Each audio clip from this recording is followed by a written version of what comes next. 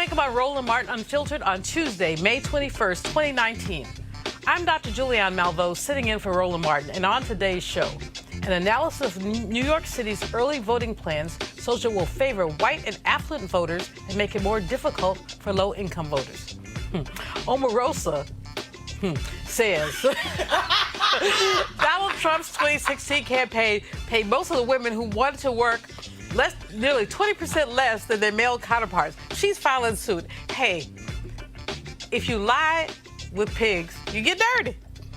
Just saying. The battle for abortion rights continues with hundreds of abortion rights activists rallying in front of the Supreme Court. And what the hell? I mean, seriously, is consensual rape? What y'all talking about? According to Republican Missouri State Representative Barry Hovis, it happens. I can't stop from laughing on that one. Consensual rape. Like, I wanted you to rape me. Whatever. Plus, while the Morehouse class of 2019 is celebrating their graduation gift of no student loan debt, the average black graduate has more than $7,400 more in debt than their white peers. And a new report shows that Black Virginians were charged with disorderly conduct more compared to white residents. Not just in Virginia. D.C., we got a similar story. But hey, let's bring the funk. It's Roland Martin Unfiltered. He's got it. Whatever the miss, he's on it. Whatever it is, he's got the scoop, the fact, the find. And when it breaks, he's right on time and it's rolling. Best believe he's knowing. Putting it down from sports to news to politics. With entertainment just for kicks, he's rolling. It's Uncle Roro, y'all. Yeah. It's Roland Martin, yeah. Rolling with Roland now. He's funk, he's fresh, he's real, the best, you know he's Roland Martin now.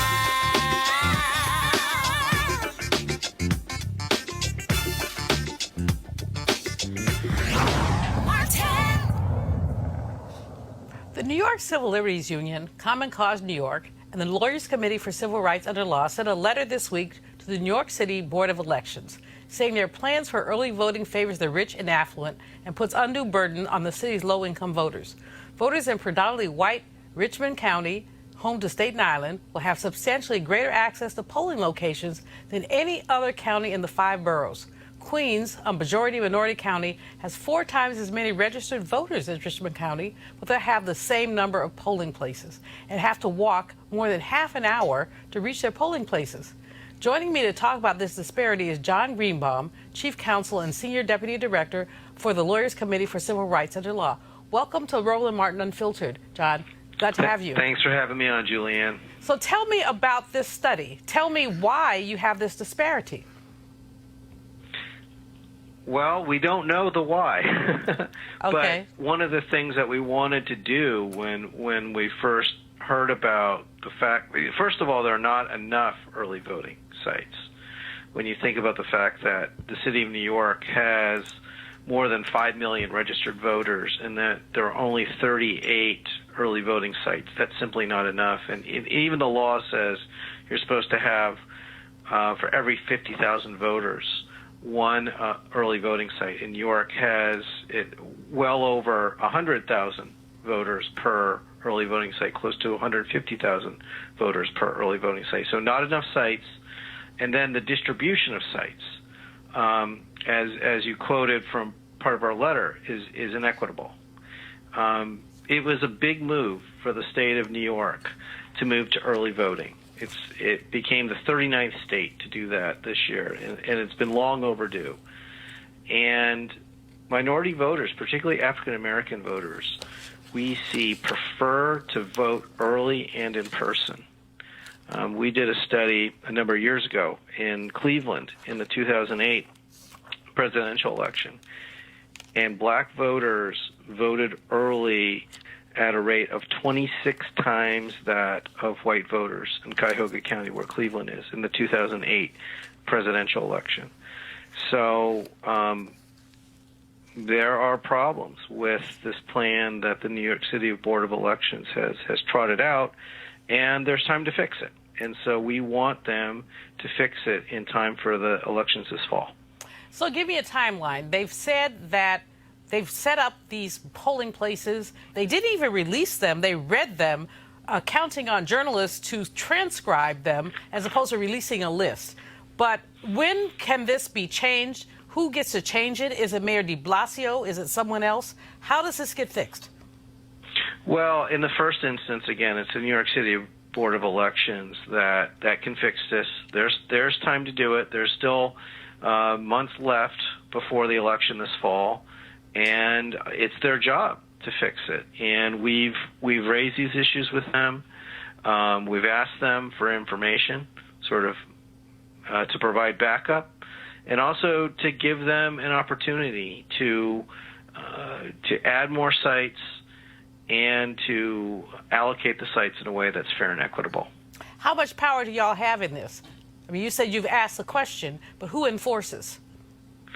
Well, it starts with the New York City Board of Elections, and if they don't remediate it, we have options available to us, including litigation. And that's something that we would definitely consider if what the board does in the end is not gonna give voters what they need.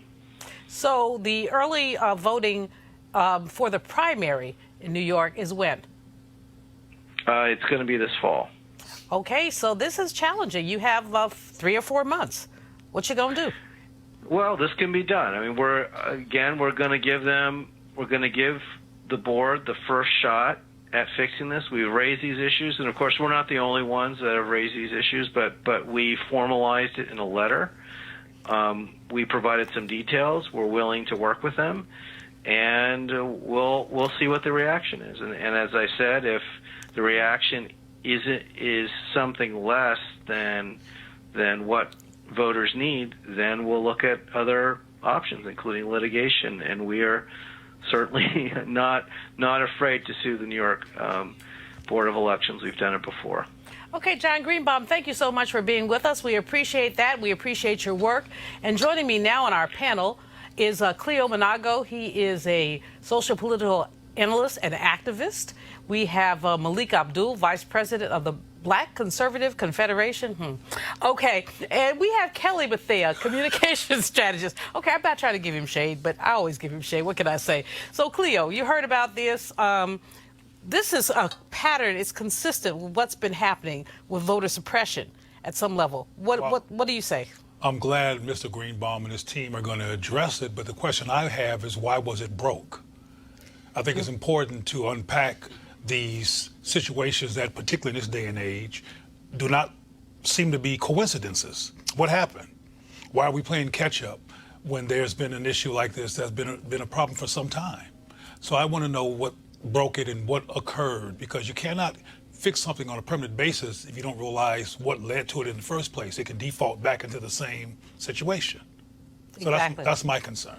Malik, your people are the ones who are doing this voter suppression. Your people.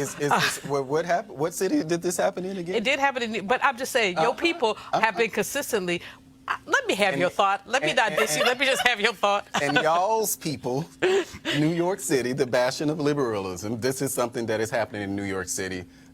Just as I said, whether it's happening in a conservative state or in this case, New York City, you know, these things shouldn't happen. You know, what the guy was, the previous... John Greenbaum. John yes. Greenbaum, yes. What he was talking about as far as just the availability of polling places and things like that, you know, these things should be bipartisan. There should be, you know, no political leanings when we're talking about people having access. But it's beyond bipartisan. It also should be absent of class. I mean, this absolutely. is clearly, I mean, Staten Island, Queens, white people, Manhattan, Bronx, black people, brown people.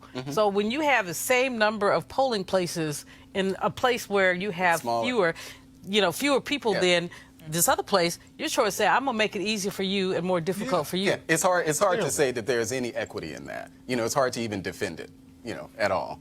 So I commend you for not defending it. Kelly? No, I agree with my panelists here. When Greenbaum mentioned, or answered rather, why things are the way they are, and he's like, we don't know why. I think we know why. Yeah. I mean, it's We don't pretty know. clear. We why. always know why. We always know why. And I just wish that, you know, I understand that he's leading the effort and is commendable, absolutely. But at the same time, I wish somebody of a lighter hue would just, you know, admit that it's because of systemic racism, because that's what it is. Well, it's race and class in this case. Both. It is definitely both. But in terms of this particular city, like, the class and the race is almost synonymous with each other given the demographics and where people live. So, And how much money. And how much. Who makes what money. Right. Yeah. You know, And so. who pulls what political strings? Yeah, I just wish that he would just say, hey, it's traces of, you know, some systemic racist crap that we've been dealing with Right. for 400 years And now. and like I said earlier, that he won't articulate it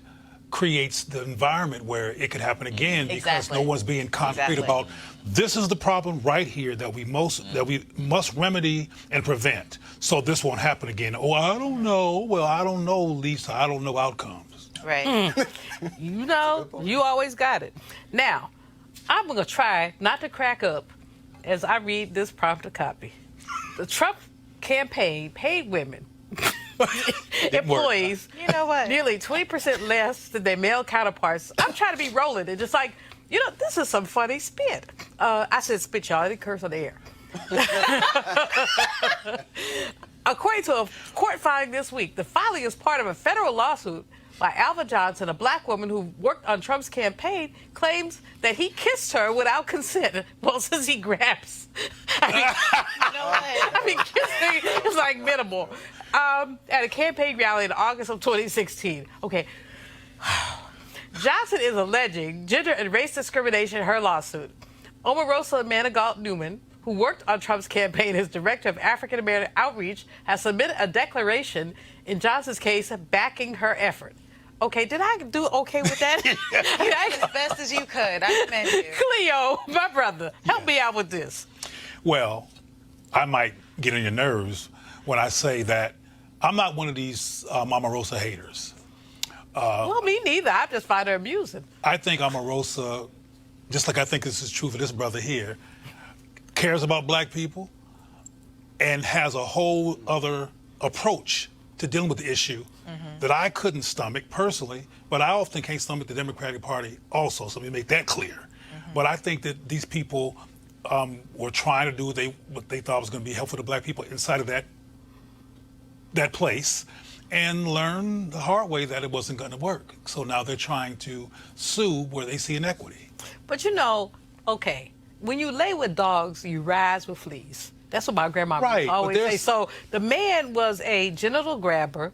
He was a serial whatever, in addition to being a 10,000 liar. And you expected him to act like he had good sense for you?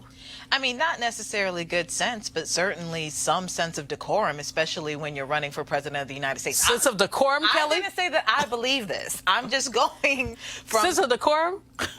Decorum is relative. Trump's strategy worked. I don't know what y'all talking about. He's That's the what I'm president. saying. So It it's just, did work. His yeah. strategy worked. Now, so Omarosa's involvement in the lawsuit, you know, I don't know her personally. I never met her at all. If there's an issue, I think we've heard something like this with the Hillary Clinton campaign and maybe even the Bernie Sanders campaign as the pay gap between what men and women. Okay. So this is not anything new. I do know that Omarosa left the White House as one of the highest paid staffers at about $179,000 a year. Making the same amount as many white men were making.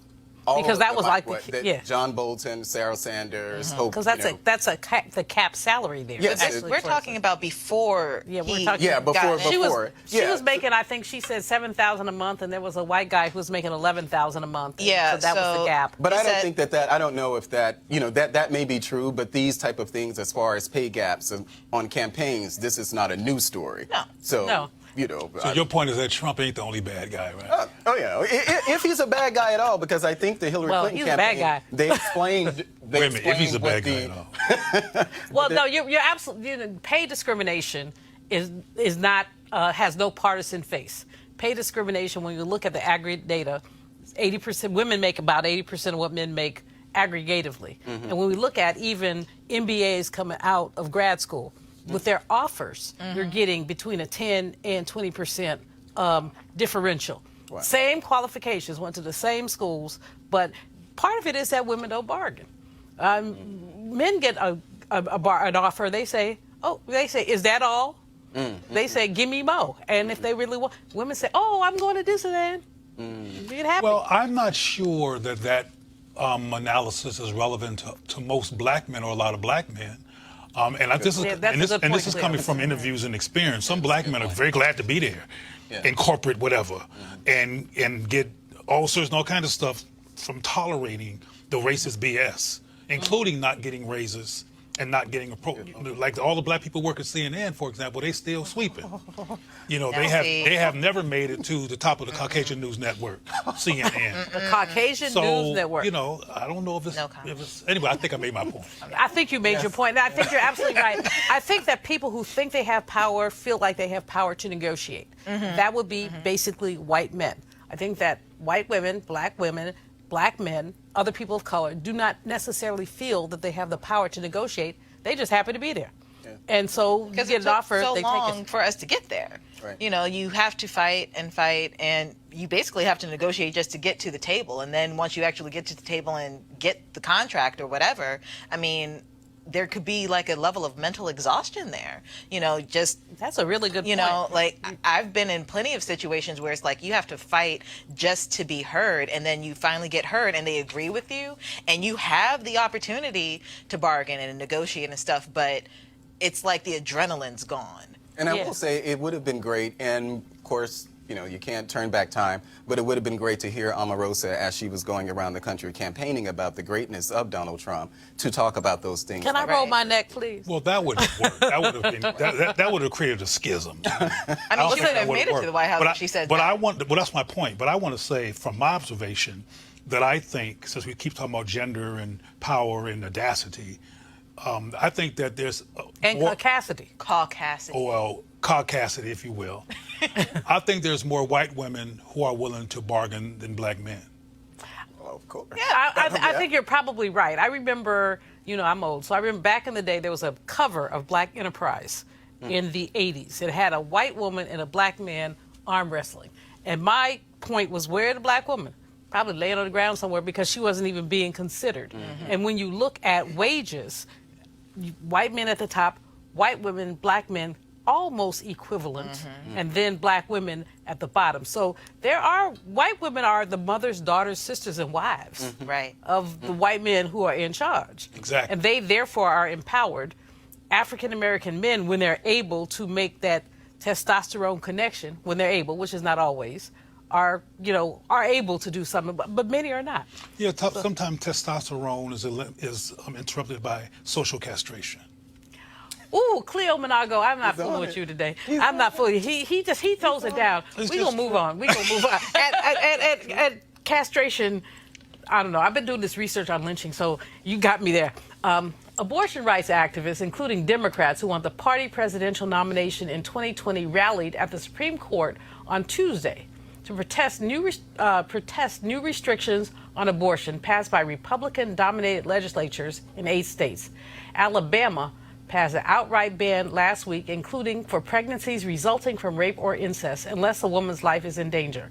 Other states, including Ohio and Georgia, have banned abortions absent a medical emergency after 6 weeks of pregnancy or after the fetus's heartbeat can be determined, which may happen even before a woman realizes she's pregnant.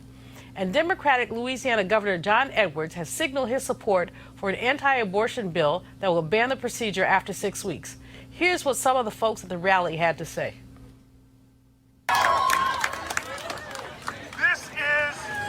This is a day in America where we must understand there can be no neutrality. Do you stand with freedom or do you stand with tyranny? Do you stand with self-determination or do you stand with the kind of laws that take away liberty, that take away freedom, that take away your own economic choices? This is an assault on the ideals of our nation.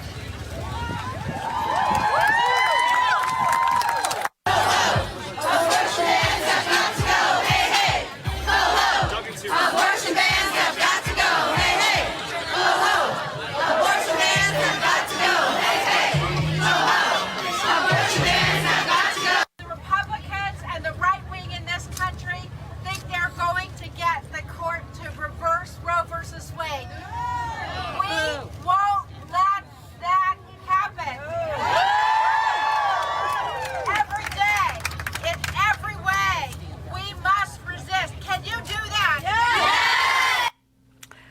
Okay, y'all. So there was a rally, a lot of energy, but and most Americans believe that women have a right to choose. But the Republicans have gone cray-cray. Malik, how come your people have gone cray-cray? Well, I think that I don't agree with. I have a. It's I pick on you so bad, don't I? No. It's not, because it's really hard to. I won't say hard to explain it, but I consider myself pro-life. But then I ask myself, if my daughter, my 12-year-old daughter, if she was raped, yes, and forced to bear that child, how would I feel about that? I don't know. I don't have kids. So even though I do acknowledge and I accept being pro-life, I'm the same way, but I'm the same way on the death penalty, though. I don't agree with the death penalty. But, it's the wrong brother do the wrong thing. Well, no, I just don't agree with the death penalty overall. Well, see, the hypocrisy partially is that if you are so, not you personally, but when people say they're pro-life, but they agree with the death penalty, so what life are you pro? And then furthermore, when a child is born, so you love this fetus, but you don't love the child. Right. And it's hard for me to say, when, there's a lot of debates going on as far as when is, the heartbeat begins and things like that, but it's hard for me, just in my pro-life stance, to accept the notion that when I meet a woman, and she just found out she was pregnant or something, or, a member of my family, that they don't have an actual child. They're not with child at that point. Some people argue, well, it's a clump of cells, or, it's just kind of, I get that kind of feeling when I have this, this sort of discussion. But even Donald Trump, our president, felt that the Alabama law actually went I'm trying to figure out how many abortions he's paid for, but I'm not going to go there. Oh, my gosh. Kelly. Well, I'm just saying. I mean, he was a man about town. He believes in grabbing genitalia. Well, we know he's not as conservative as the rest of his party. I don't think he's conservative at all. I think Miss Kelly, tell us about this. What do you think about this rally? These states that have passed these laws, which are not going to, basically not going to have scrutiny, what they're going to do is they're trying to move to the Supreme Court. Right. What's your thought? I think that even though I respect Malik and other men's view on this subject, it's not about them, because this is my body. Yes. If I decide that I don't want to have a child, that is my decision. And yes, it takes two to create a kid. Yes, you had some contribution there. But I was telling a friend this earlier this weekend. I said, think of me as a house, and all you did was give me a crayon for an art project. Ooh. But you want my art project, even though I don't want my art project, and it's in my house. You're telling me I can't throw out my stuff in my house because you gave me a crayon. Ooh, Cleo. Well, even though, and I respect your perspective in terms of men influencing whatever you do with your body, period, the Alabama governor's a woman. And that makes it even dicier. And she is a woman who, from my perspective, is pro-life in terms of all life that's white.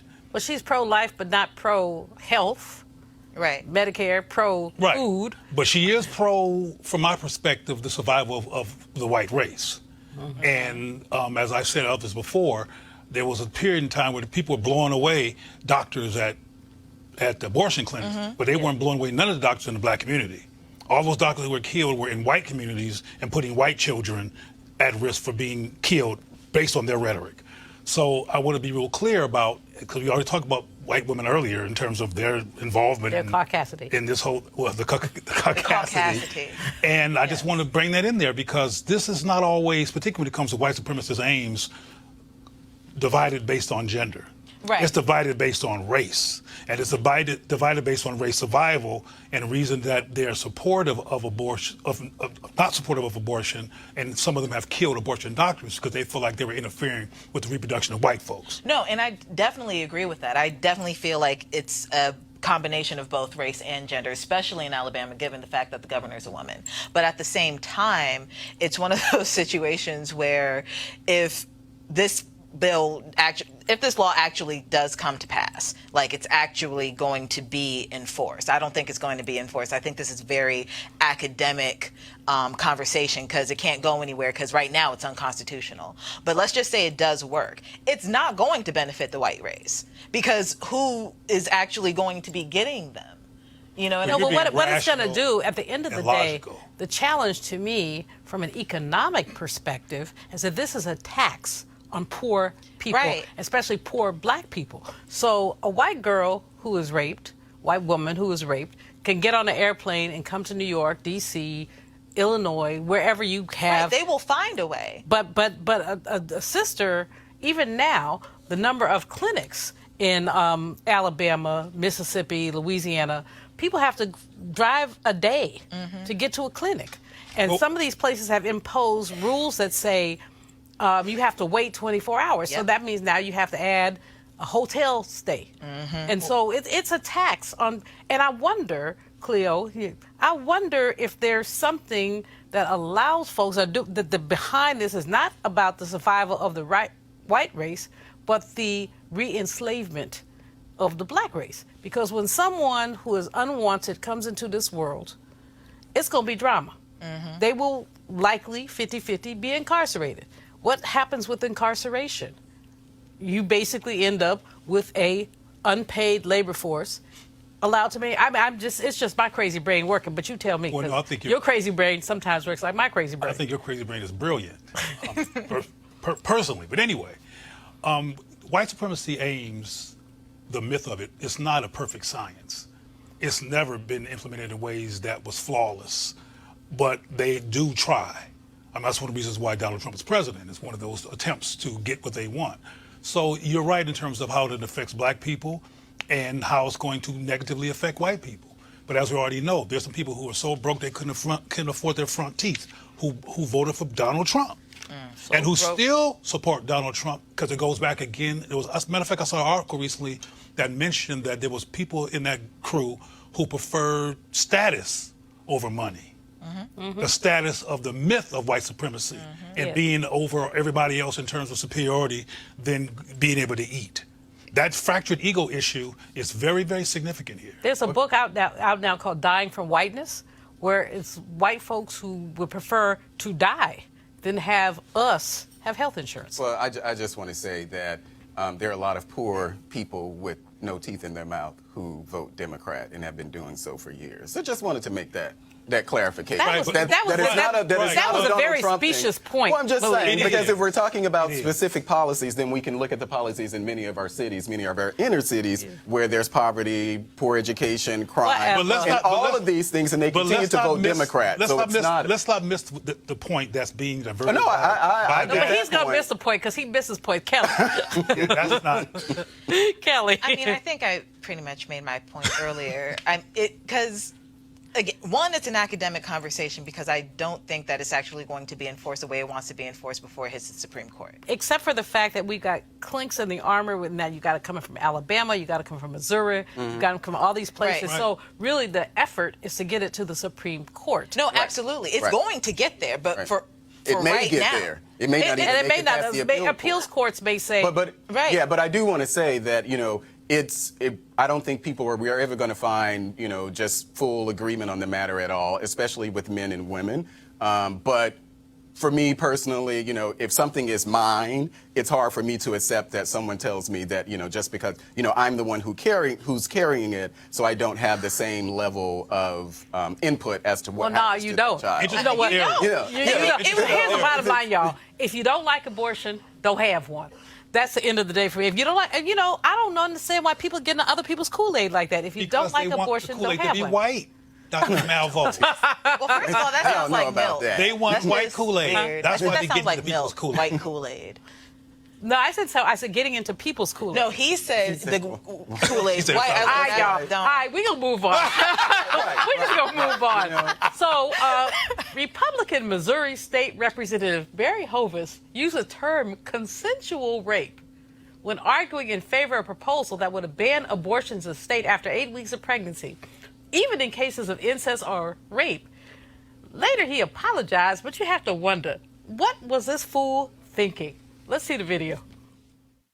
by having this point not start until 8 weeks. Let's just say someone goes out and they have, or they're raped or they're sexually assaulted one night after a college party. Because most of my rapes were not the gentleman jumping out of the bushes that nobody had ever met. That was 1 or 2 times out of 100.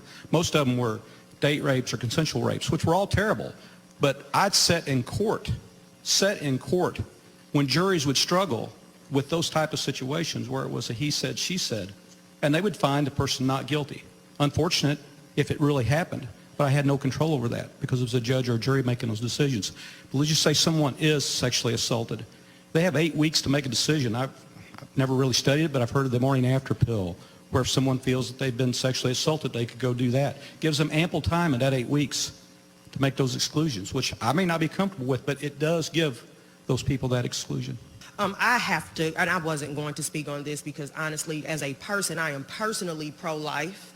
I am a black woman with lupus. I'm not even sure if I can have children. It's not a child that I don't lay eyes, and God knows I love children. And it's not a child that I lay my eyes on that I don't want. However, that doesn't mean that I get to force anyone to have a child. But let me say this right here and right now. There is no such thing as consensual rape. You go, my sister. You know what? This man is a hot monkey fool. Just a hot monkey fool. I mean, seriously, consensual rape. But did you hear the part where he said most of my rapes? My rapes, that's what got me. Like he collects flowers and rapes. Okay, Kelly, I got to start with you. This is just like cray-cray to the cray-cray. I mean, but he's not the first person to say something like this, right? There was another representative and another state legislator who said legitimate. It was Missouri.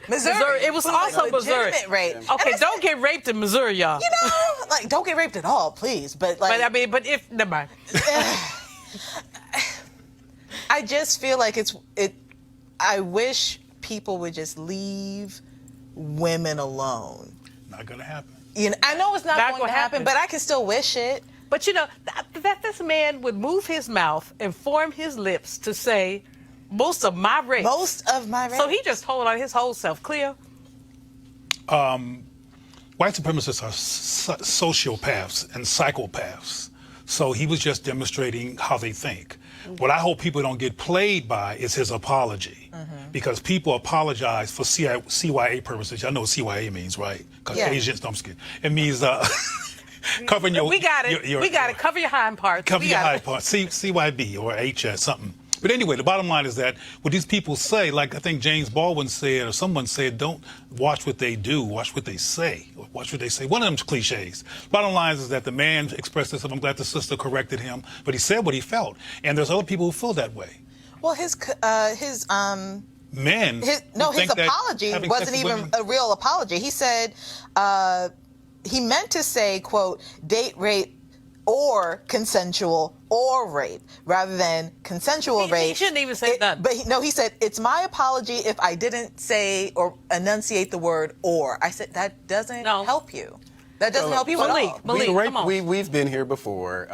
We've been here before. People too, by the way. Well, I don't think it has anything to do with people. I think it's just I think it's a man thing. I think it's more so a gender thing than it is a race thing. And men being able to articulate certain points of view. So you just told me all men crazy? I'll accept him. If he say he's misspoke. You know, we've had many instances where people say that, they say something and then they say they misspoke and they come back and apologize for it. What he said, it was ridiculous on his face. It makes absolutely no sense. We all know that. Do we? Well, of course we all. Well, we should hope that no one believes that something like consensual. But he said it. I don't do it. And his apology was specious. We have people. It had nothing to do. We have people who make these ASS apologies for things that they should not have said. So I'll accept him for saying, okay, well, he doesn't really mean that there's a thing. There are men who think they should rule over women. Yeah, absolutely. And that they should but have. It doesn't mean that he's one. It doesn't matter what the woman wants. Because he said that. Because of the fact it doesn't matter what the woman wants, it cannot be rape.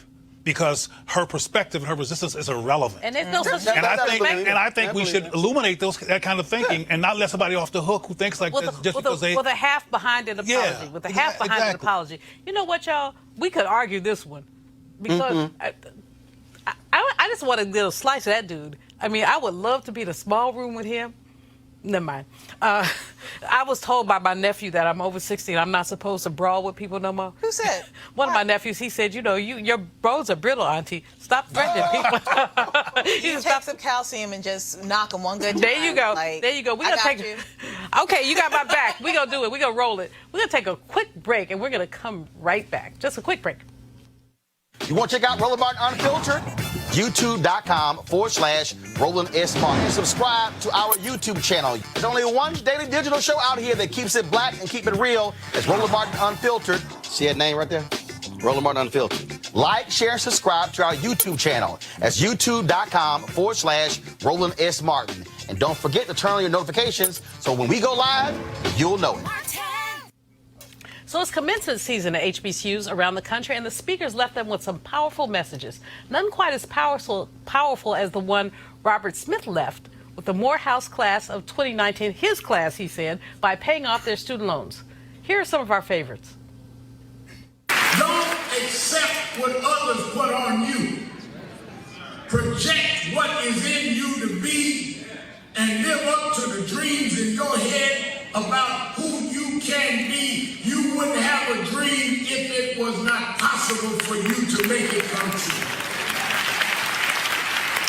As graduates moving ahead to the next phase of your lives, each of you can embrace values that inspire you while you pursue your own dreams. Some of you will shift to the workforce and some into graduate school, some to embark on great adventures and some to pursue entrepreneurial ambitions.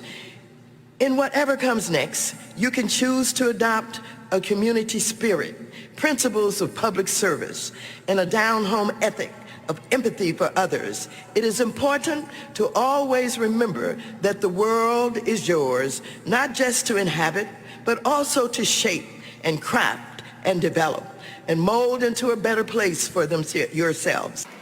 Spelman College class of 2019, as women who have made the choice to change the world, know that when you use your voice, there will be many who will try and silence you because they refuse to see you. They will try and silence you because they are in disbelief of the power within you. They will try and silence you because they are afraid of you. They will try and silence you simply because they do not value or understand you. In response, use your curiosity to seek the truth and your intellect to dissect the difficult. Use your strength to dismantle systems of oppression and your inner beauty to attract goodwill.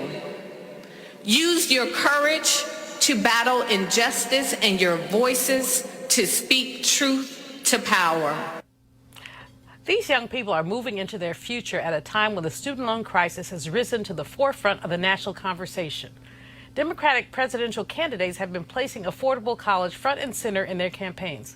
Americans currently owe almost $1.6 trillion in student loan debt, more than auto loans or credit card debt. An average African-American graduate has $7,400 more in debt than their white peers, and the debt continues for years after they graduate. Joining me to talk about the issue is Dr. Lawrence Potter. He is the Chief Academic Officer and Provost at the University of the District of Columbia. Welcome, Dr. Potter. Thank you for having me, Dr. Malvo. So you saw your commencement, and we had a wonderful time there with Dr. Maxine and Dr. Reverend Jackson, 42 times Dr. Reverend Jesse Lewis Jackson. They both gave a charge to young people, but this debt issue is an issue that isn't going to go away. What's your perspective? Well, I think we have to fully understand that, number one, African Americans are not born with intergenerational wealth. And so the very act of a Robert Smith paying off the debt for African Americans in the 21st century is not simply paying it forward, he is simply honoring the cause. If you look at most of the institutions in this country, it's quite pricey. And when you compare public versus private education, right here in the university, in the city of of the District of Columbia, there's only one public institution. And when you think about the founding of this particular district and the opportunities to access, it's very clear to me in the 21st century that if we're going to level the playing field, if equity is going to be part of the manifesto, then people are going to have to step up. And that's just what Robert Smith did. He stepped up to the plate to honor the cause.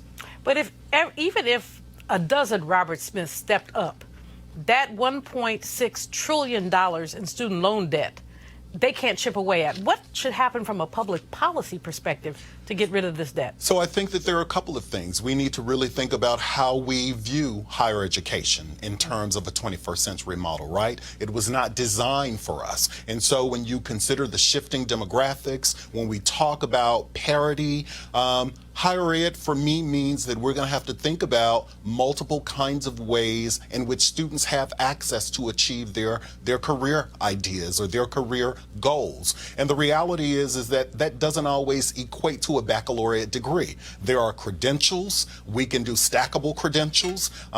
Individuals in today's world are able to make a whole lot of meaning out of life with passion in a job. And so it's not just about being a doctor or an attorney, but it's really about rethinking higher ed and putting the offerings out there and creating opportunities for young people to be able to amass what it is that they think that they want to do. One of the things about UDC that's exciting is that it is a public institution, so students are not taking out the same kind of debt that they might take out at a Howard or a more, at our private institutions. You also have several paths to success. Talk a little bit about that. Sure. There are three doors of entry at the University of the District of Columbia. We have workforce development, we have our community college, which is a branch campus of the main campus, and then of course we have the traditional aged undergraduate programs that lead through a master's and a doctoral degrees. The reality is that our workforce development or lifelong learning programs are free to residents of the district. So we are subsidizing that. And those programs are continuing education units. It allows individuals to kind of off-ramp, on-ramp, to continue to better themselves in their career paths. At our two-year college, we do a whole lot of things with respect to pathways into four-year degrees. So an associate's in nursing, or there may be a general education degree in STEM that leads to biology or chemistry and mathematics. And then at the four-year campus, the cost is phenomenal. Students can attend the University of the District of Columbia depending on their credit hours and where they come from, anywhere from $5,000 to $10,000 a year. So they're not as strapped with the debt. But I think the significant piece is the clientele that we serve. Most of our students are first generation. They're not the traditional 18 to 22-year-olds. We have a lot of returning learners in the district coming back because they've had to stop out for whatever reason. And so when you think about the average age of the student at the University of the District of Columbia, it's 28. And so we're having to meet needs in a more defined, more creative way. Now, Dr. Potter, the Higher Education Act they're looking at reauthorization of that act. What would you like to see in the reauthorization? Honestly, when I think about first generation college students, I want to see an increase in Pell. And some are Pell, quite frankly, because our students have to go to school year-round. Many of them are working two part-time jobs or a full-time job, not just to support themselves, but their families. And the reality is that everything that we can do as a country to increase Pell, to reduce the cost, those are the kinds of things that will be significant. The Orange Man has in deference to Malik, I won't call him the orange orangutan. The orangutan lobby has asked me not to do that. But the Orange Man is trying to go up in the Pell money and use it and divert some of it. I don't want to get you on a political bandwagon, but what do you say about that? I really think that sometimes people are making decisions without information. And the reality for me is that before decisions are made, we have three branches of government. And, the executive branch can put forward what it is that they want, but the legislative branch needs to act according to how people voted for them. And so that would be kind of my balance, if you will. The idea that acting without information leads to uninformed decisions. Dr. Potter, you're so diplomatic. I love it. I'm going to bring my panel into the conversation. Cleo Monago, you posted something today on Facebook about increased graduation rates for young black men in Chicago. And this really fits into some of what Dr. Potter is talking about. Tell us a bit about the story about how young black men are graduating more frequently in Chicago than they were, let's say, a decade ago. Well, I think it's important to highlight that type of information because, as I said in my post, you won't hear it on CNN or ABC or the other channels that this is occurring. Or we hear about Chicago that people are getting shot. But there's some successful programs on the high school and college level in Chicago that are leading to disproportionate amounts of black men and women graduating to college. It's like a level. 10% gap over a 10-year period from 63 to like 75. Yeah. And what's significant or relevant to that is how these schools have implemented cultural affirmation and getting the young people to feel good about living in the body that they live in so they can be focused enough to concentrate on the cognitive information that's coming instead of being distracted by self-doubt. And I was wondering while you were speaking, here in D.C., do you have programs that address organic intelligence and cultural affirmation and those kinds of elements to help keep our people connected to academics? So I would say, having been on the job for 90 days, there are clear... 90 days? A whole 90 days, yeah. But to answer your question, I think that we find cultural affirmation not only in the classroom, but outside of the classroom, Absolutely. Right? Students spend only about 30% of their time in a college education in the classroom. It's about what are we doing outside of the classroom? What are those wraparound services? And fortunately, the University of the District of Columbia we're responding in a proactive way, right? We are creating the spaces for commuter students to be able to sit in the library and study so that they don't have to detach themselves from the campus to go home. We are also looking at, how do you build in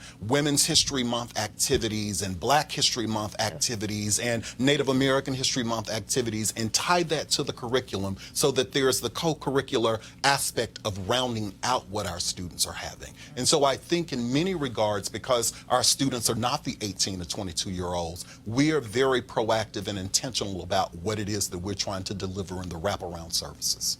Kelly, Dr. Potter just talked about Women's History Month, and there's some real challenges that women are having in terms of matriculating in higher education, especially single moms, women who have other kinds of challenges.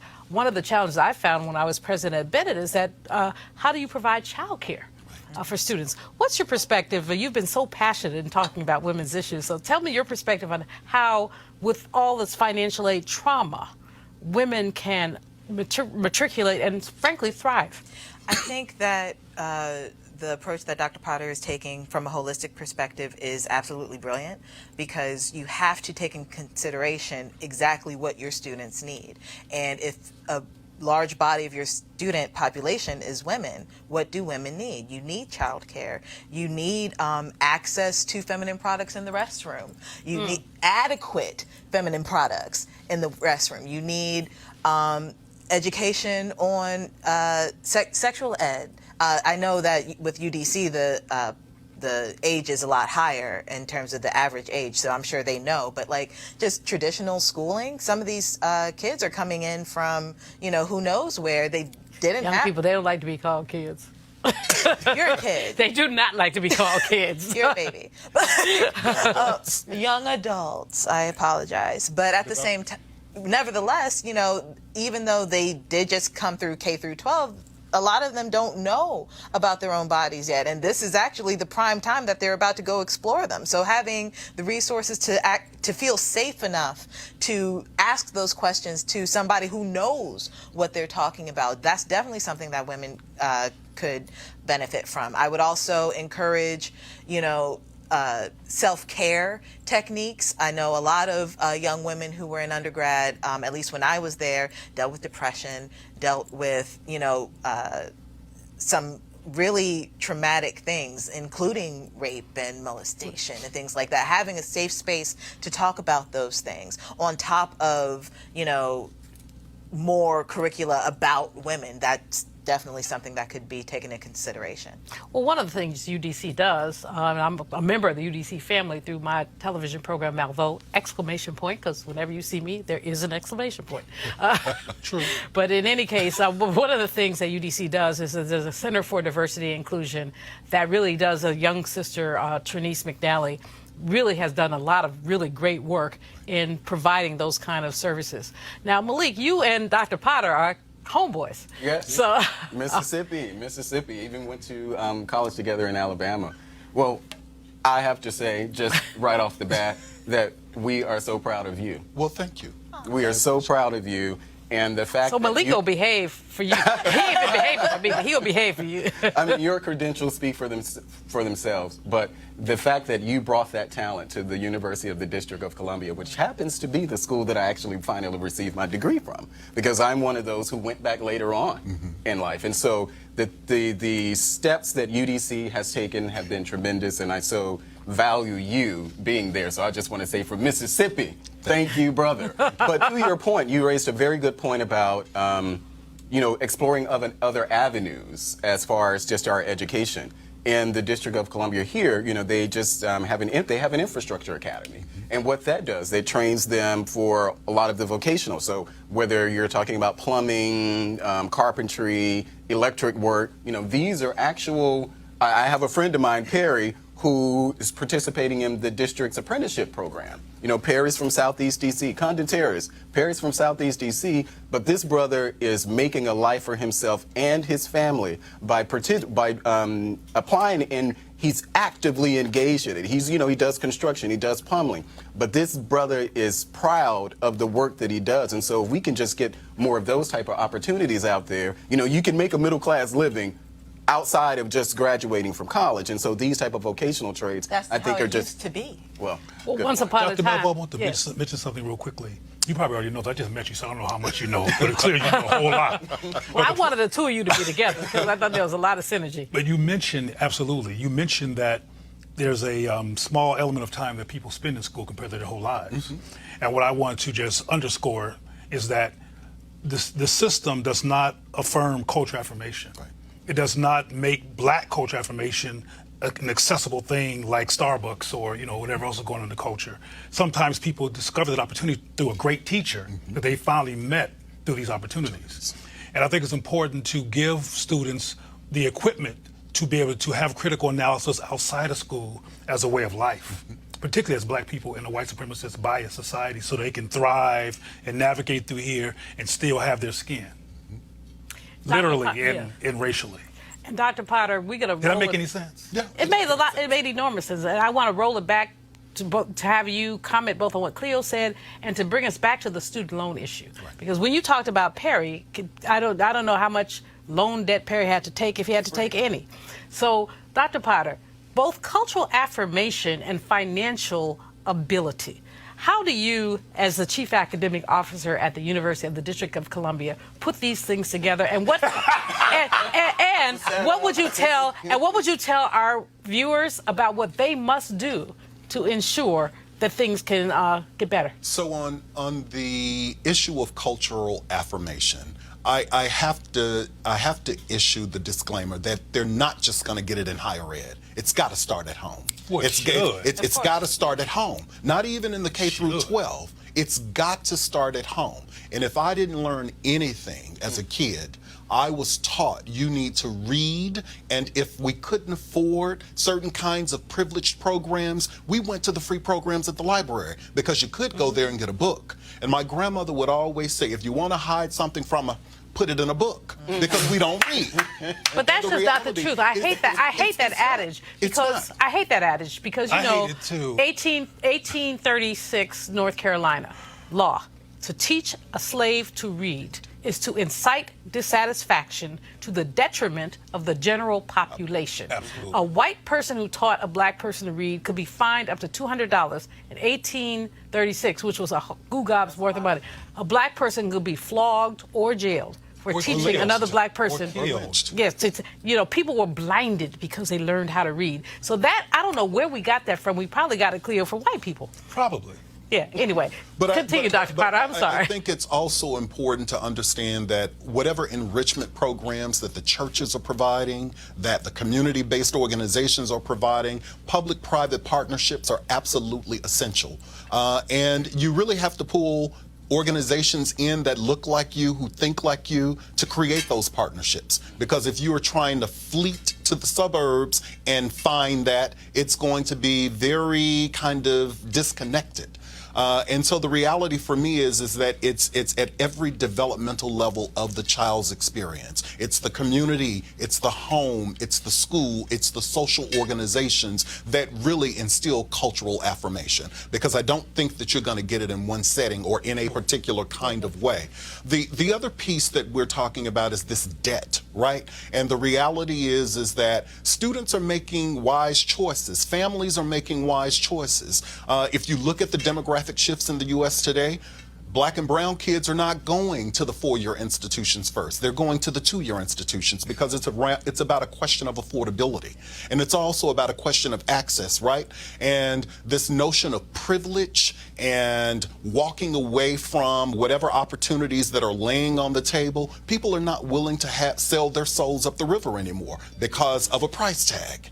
And so I would say that we really have to get back to the real issues that are being debated by some of the Democratic candidates, not all of them, but what really makes sense for college tuition or higher education in this country. And I'm not suggesting that there is a one-size-fits-all, but we really need to begin to have the serious conversations if those at the bottom are to climb. Dr. Potter, thought-provoking. Thank you very much. We're going to move on right quick. We've talked before about how young black people are punished more often and more severely than whites. A Virginia newspaper has found that more than half of the state's disorderly conduct charges were filed against black men and women. The Daily Press and Newport News reported last week that more than 2,500 disorderly conduct charges were filed by police in Virginia last year. The numbers show that Black Virginians are charged disproportionately at higher rates than prosecutors statewide are less inclined to drop the charges against blacks than whites. There was also an ACLU report that was released this week about what happens in the District of Columbia. Black people more likely to be arrested. 99% of the people arrested for gambling were black. 76% of those with noise violations were black. And we go down the list. So, Cleo, what's up with this? We know what's up with this, but what's up with this? Well, we know what's up with this. It's the same old thing. Same smell, different flavor? Yeah, but I want to take the opportunity to say something since my mouth was moving. That I was wondering, because I think this is all relevant, if parenting could become an academic science. Because I'm inspired by saying that because you said, and pardon me for going back, but it's still all relevant to me in terms of the big picture. You mentioned the importance of it starting at home, and I agree with that 100%, but I can tell you from experience and from research and from national surveys that most black children are not getting that at home. The curriculum is go to school, get a good education, go to church and get a job. That's the curriculum. Not learn to critically analyze white supremacy so you will not internalize a myth of your irrelevance because the media keeps on implying that. Okay, Brother Man, did you hear me when I say we're kind of running out of time? Okay, but we need the parents to know how to raise black children. And need to get degrees in it, I think. I agree with you, but let's have Malik say something, because, you always love your people who arrest our people. And in Virginia, they've shown it. In D.C., they've shown it. Disproportionately arrested black people. What you got to say? Well, and I'm glad you brought up D.C. because, of course, Republicans don't run D.C.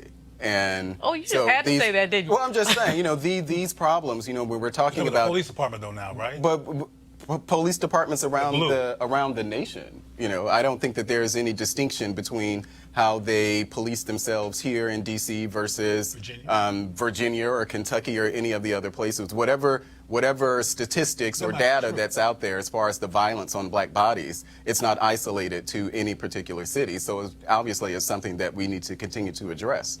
And a lot of that is locally, but you know, whatever the federal government can do at its level, then they should continue to do that too. I'm not sure that under the Orange Man, the federal government is going to do anything useful about arresting disparities. But Kelly, what do you think? I think that water is wet when you talk about Virginia having, you know, an upsurge in disorderly conduct. People really forgot, I think, because you have articles like this and it feels like people forgot, Virginia was the home of the capital of the Confederacy. So why do you think that just because Northern Virginia got a lot of diversity doesn't mean the rest of that upside down triangle looking state has, doesn't have racial problems? So for me, when I heard about this, I was just like, okay, what's the solution? Exactly. What is the solution? And if you don't have a solution, then why write the article? Well, they don't have solutions. I mean, you have folks they that never have solutions. The ACLU report that was released here in D.C. I interviewed the woman who wrote the report on Monday for my show on WPFW, and it was a very thorough report. But again, very thorough report. And all I said is, okay, so now you gave me numbers to what my gut was always thinking. Right. You know what? We have run out of time. This has been so much fun. I always love messing with Malik. I really do. But that's it for this edition of Roland Martin Unfiltered. I'm Dr. Julianne Malveaux. Thanks for joining us. Roland will be back tomorrow. He's playing golf somewhere. In the meantime, don't forget to sign up for Bring the Funk Fan Club. I mean, for real. If you want to see this kind of programming continue, sign up and contribute. And enjoy your evening. Holla!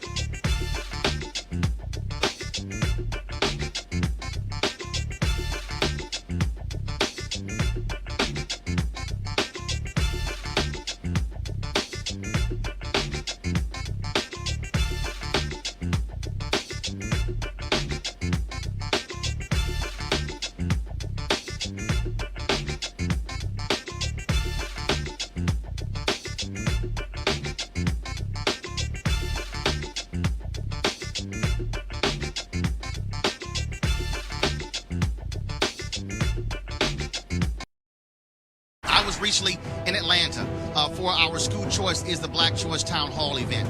There was an elementary school in Atlanta, folks. This is a black elementary school.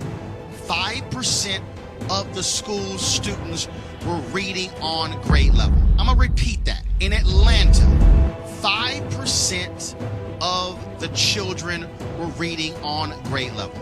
So you then have to ask the question, what's gonna happen when they're in middle school? What's going to happen when they are in high school? Will they ever be able to catch up? Will they be consigned for the entire life of being behind?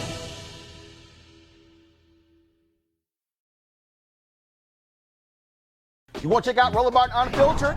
YouTube.com/Roland S. Martin. And subscribe to our YouTube channel. There's only one daily digital show out here that keeps it black and keep it real. It's Roland Martin Unfiltered. See that name right there? Roland Martin Unfiltered. Like, share, and subscribe to our YouTube channel. That's YouTube.com/Roland S. Martin. And don't forget to turn on your notifications so when we go live, you'll know it. Hey fam, want to check out Roland Martin Unfiltered? The blackest show on all of digital, cable, and broadcast. Check out our audio podcast. There's only one daily digital show out here that keeps it black and keep it real. It's Roland Martin Unfiltered. Press play. You want to support Roland Martin Unfiltered? Be sure to join our Bring the Funk fan club. Every dollar that you give to us supports our daily digital show. There's only one daily digital show out here that keeps it black and keep it real. It's Roland Martin Unfiltered. Support the Roland Martin Unfiltered daily digital show by going to RolandMartinUnfiltered.com. Our goal is to get 20,000 of our fans contributing $50 each for the whole year. You can make this possible. RolandMartinUnfiltered.com.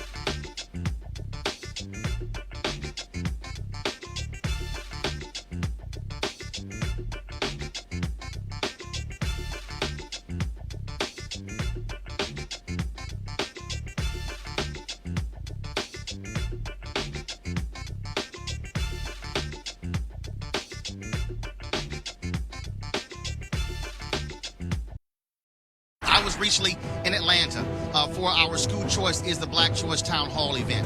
There was an elementary school in Atlanta, folks. This is a black elementary school. 5% of the school's students were reading on grade level. I'm going to repeat that. In Atlanta, 5% of the children were reading on grade level. So you then have to ask the question, what's going to happen when they're in middle school? What's going to happen when they are in high school? Will they ever be able to catch up? Will they be consigned for the entire life of being behind?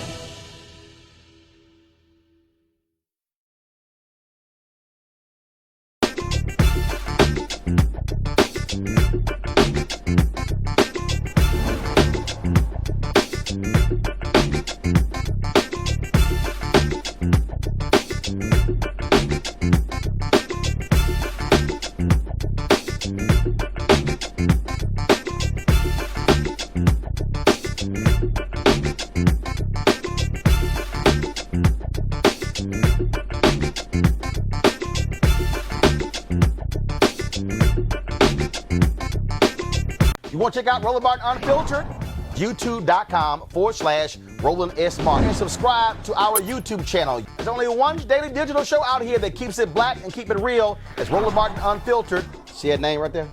Roland Martin Unfiltered. Like, share, and subscribe to our YouTube channel. That's youtube.com/Roland S. Martin. And don't forget to turn on your notifications so when we go live, you'll know it.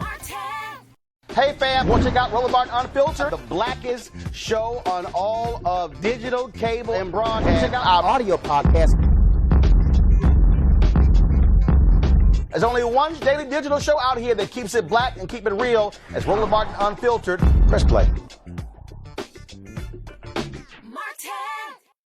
You want to support Roland Martin Unfiltered? Be sure to join our Bring the Funk fan club. Every dollar that you give to us supports our daily digital show. There's only one daily digital show out here that keeps it black and keep it real. It's Roland Martin Unfiltered. Support the Roland Martin Unfiltered daily digital show by going to RolandMartinUnfiltered.com. Our goal is to get 20,000 of our fans contributing $50 each for the whole year. You can make this possible.